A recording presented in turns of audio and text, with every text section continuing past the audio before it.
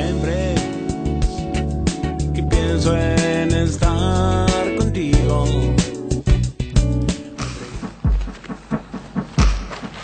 Nuestro país tiene 3.800.000 kilómetros cuadrados. Es enorme. Tiene muchos paisajes, tiene mucho de todo, pero pocos donantes voluntarios de sangre. Nosotros, los argentinos, somos naturalmente solidarios. Extendemos la mano para ofrecer ayuda siempre. La ciencia hoy puede hacer muchas cosas, pero no puede replicar la sangre.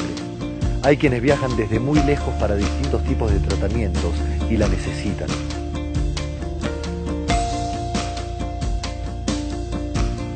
No te olvides, estés donde estés, donar sangre salva vidas.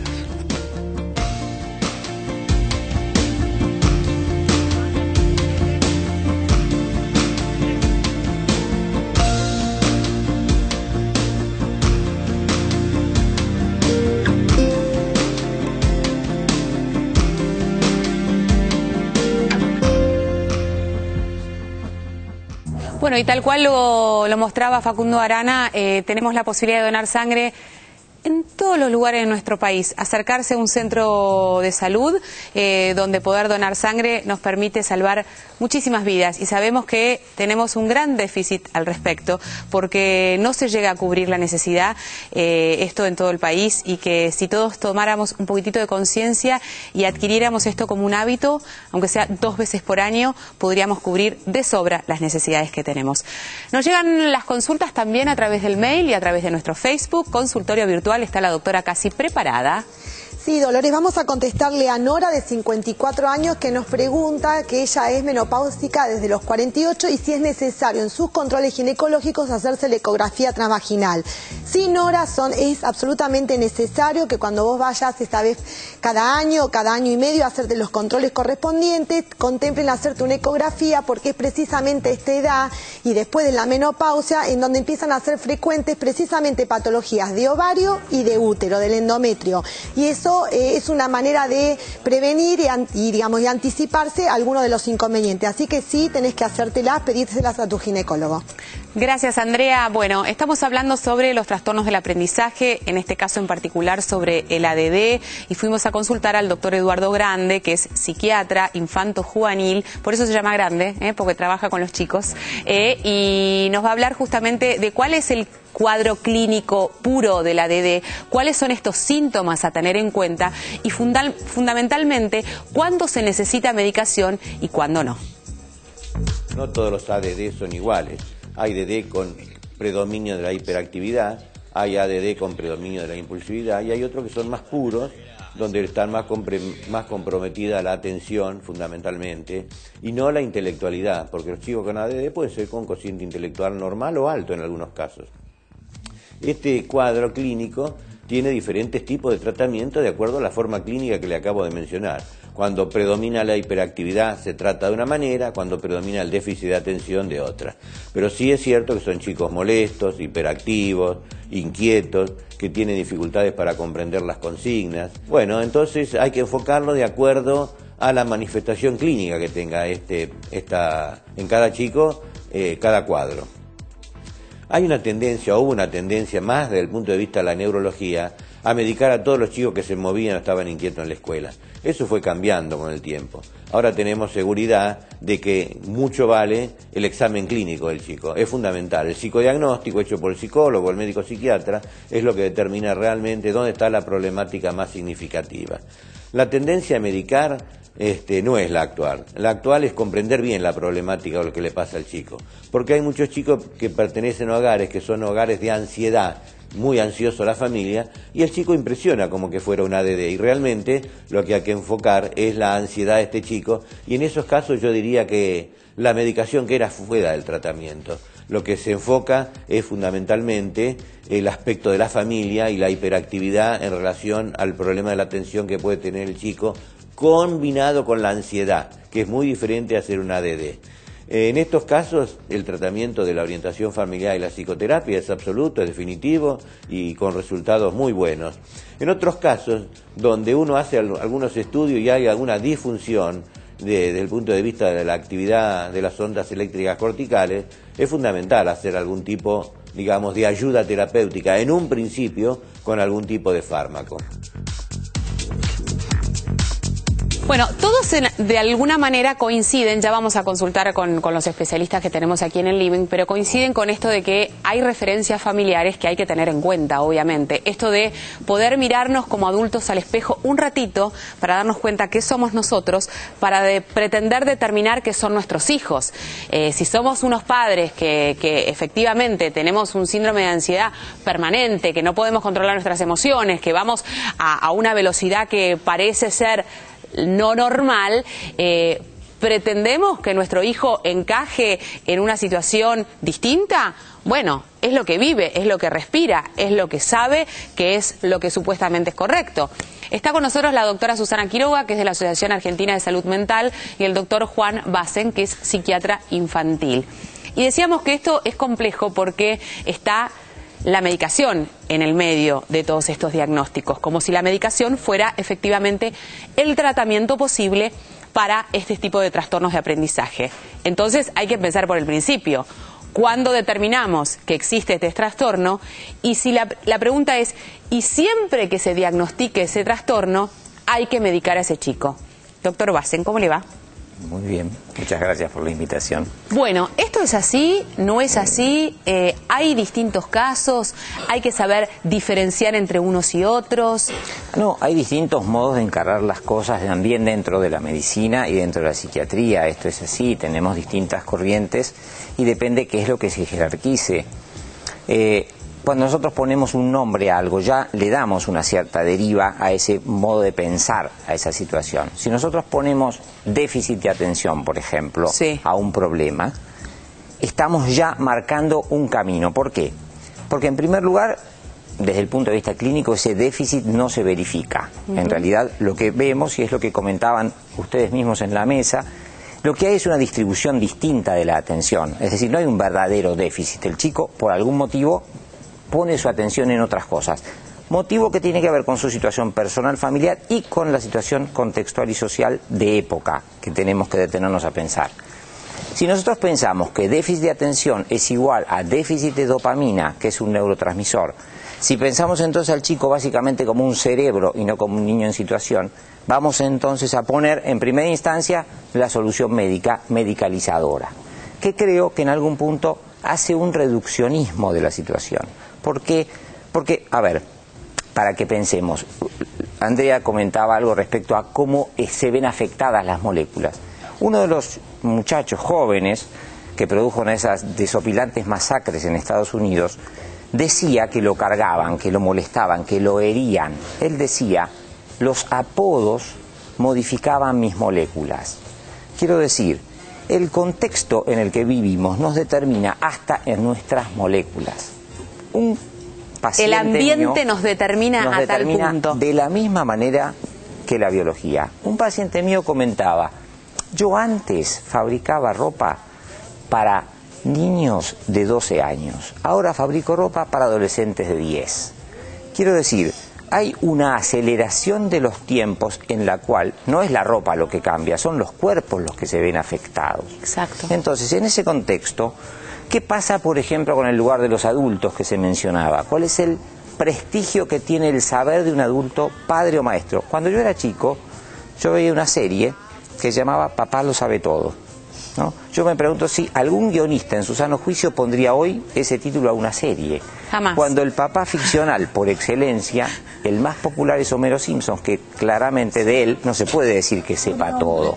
Sabe Entonces, otras cosas, ¿no? De otras. Que las tiene clarísimas también. Claro. De otras cosas las tiene clarísimas. Lo que ocurre es que entonces el saber de los padres está puesto en cuestión de alguna manera. El saber de los maestros también. Los maestros, como se comentaba, están sobrecargados y su investidura, no su persona, su investidura está devaluada. Entonces, un paciente mío decía, Juan, dice, ¿vos crees que cuando yo vaya a buscar trabajo, alguien me va a preguntar qué nota me saqué en instrucción cívica? Él decía, la escuela educa muy bien para la escuela. Entonces, que cuando uno presta su atención, presta cuando sabe que algo le va a venir de vuelta. Si no, no presta. Uno no le presta al que no le va a devolver. La atención se presta. En inglés se dice to pay, es todavía peor. To pay attention, se paga.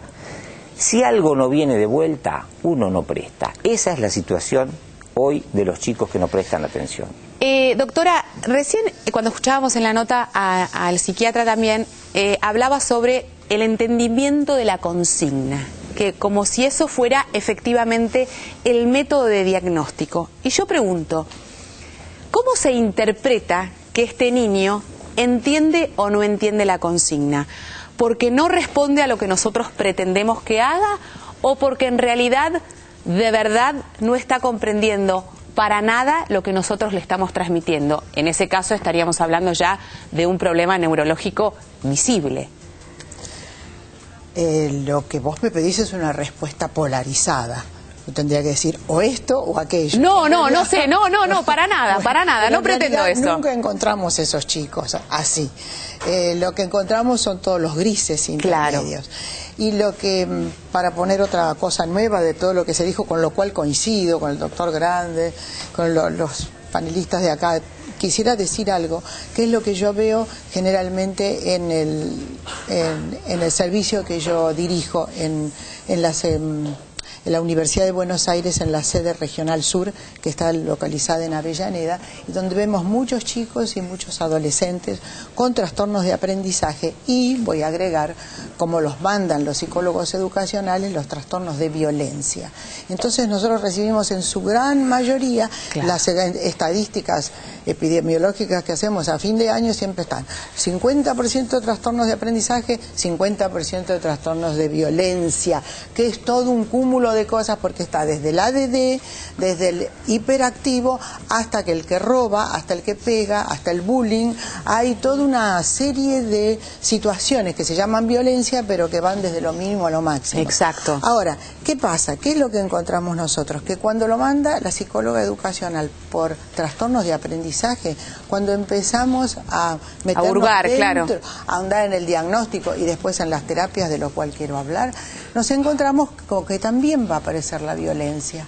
Es decir, que lo que estamos viendo, yo hace 15 años, bueno, hace más años que soy psicóloga, bastantes más, pero quiero decir, hace 15 años que estoy ahí en ese lugar, y lo que vemos siempre es que una cosa tapa a la otra. Los violentos, hablando de toda la posibilidad de violencia, siempre encontramos después el trastorno de aprendizaje. Algo no comprende, por eso tiene que actuar. Entonces, pongamos estas dos cosas sobre el tapete. ¿Por qué alguien actúa y no puede hablar? Y si no puede hablar es porque no puede pensar. ¿Y por qué alguien no puede prestar atención? Porque está pensando en otra cosa. ¿Cuál es la otra cosa en la cual está pensando?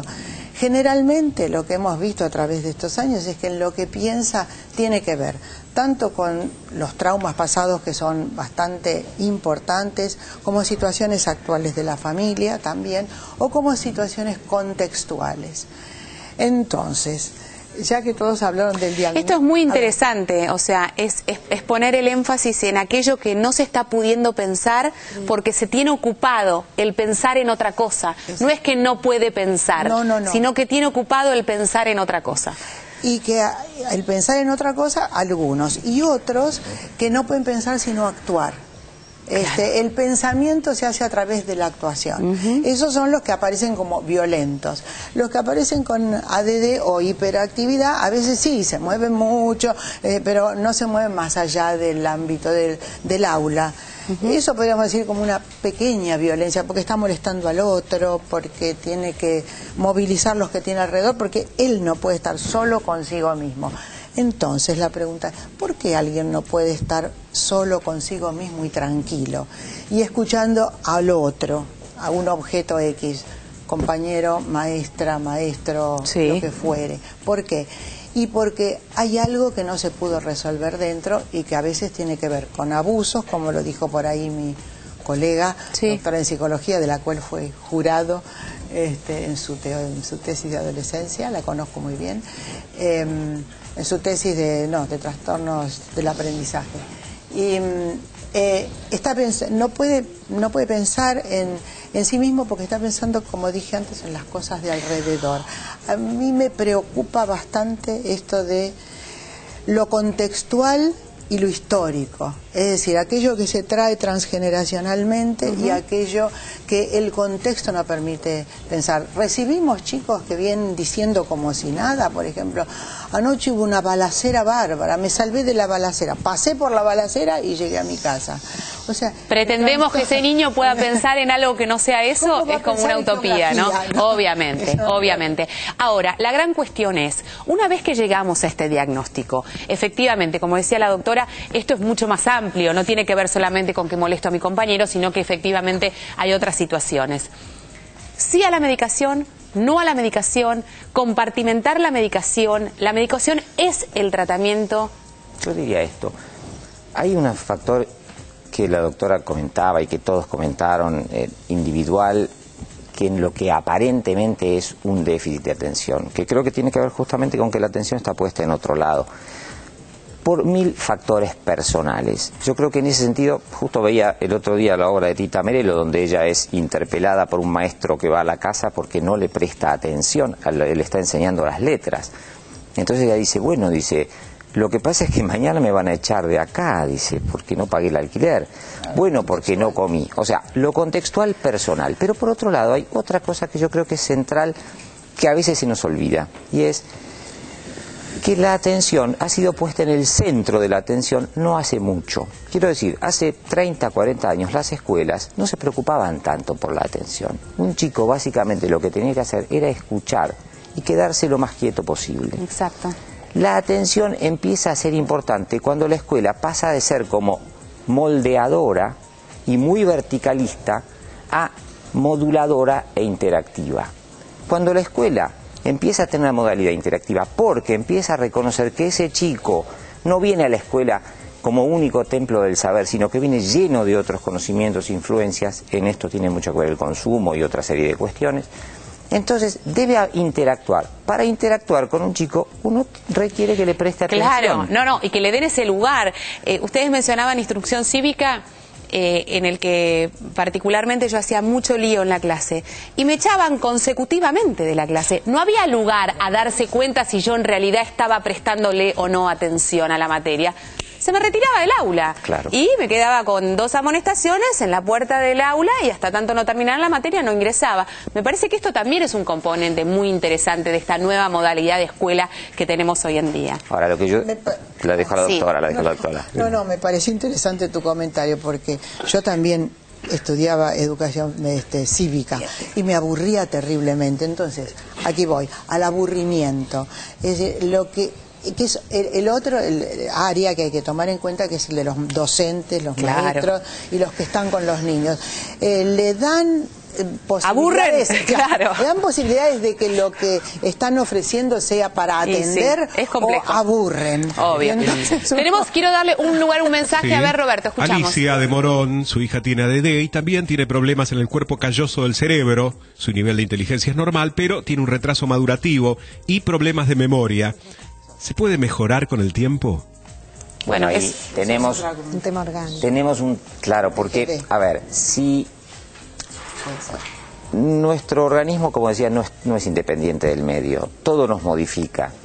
En este caso, sí hay cuestiones que probablemente ya vengan, no que tengan que ver con el medio actual, sino con un daño biológico, orgánico, quizás genético.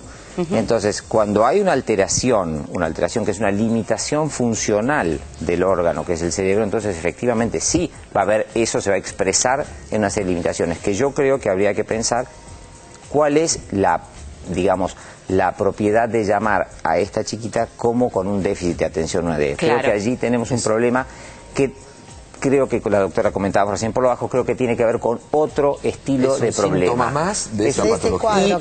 Y que creo que efectivamente tenemos que leer los síntomas como síntomas de otra cosa, o que, por ejemplo, escuela. Sí, rapidito, tenemos que ir a la pausa.